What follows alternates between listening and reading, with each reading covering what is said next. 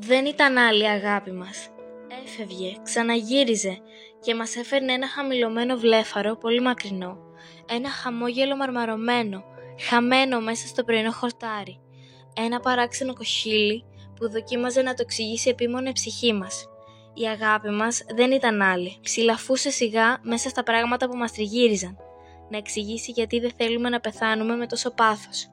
Κι αν κρατηθήκαμε από λαγόνια, κι αν αγκαλιάσαμε με όλη τη δύναμή μας άλλους αυχένες, κι αν σμίξαμε την ανάσα μας με την ανάσα εκείνου του ανθρώπου, κι αν κλείσαμε τα μάτια μας, δεν ήταν άλλη, μονάχα αυτός ο βαθύτερος καημός να κρατηθούμε μέσα στη φυγή.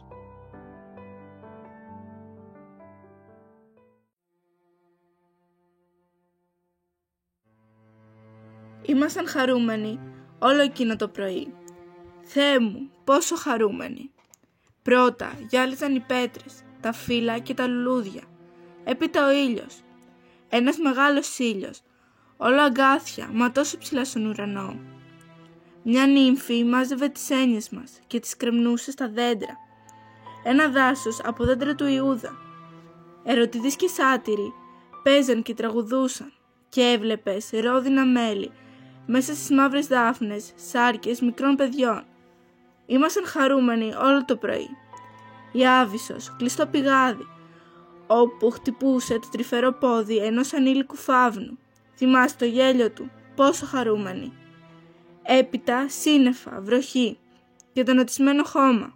Έπαψε να γελάς, σαν έγειρες μέσα στη καλύβα και άνοιξες τα μεγάλα στα μάτια, κοιτάζοντας τον Αρχάγγελο να γυμνάζεται με μια πύρινη ρομφαία.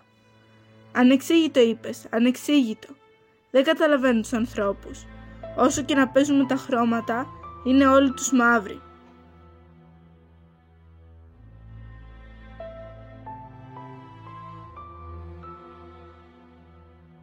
Ξύπνησα με το μαρμάρινο του ίδιο κεφάλι στα χέρια που μου εξαντλεί τους αγκώνες και δεν ξέρω πού να τα κουμπίσω.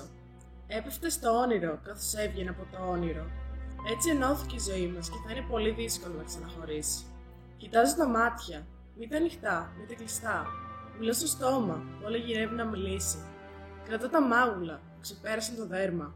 Δεν έχω άλλη δύναμη. Τα χέρια μου χάνονται και με πλησιάζουν, κακλητηριασμένα.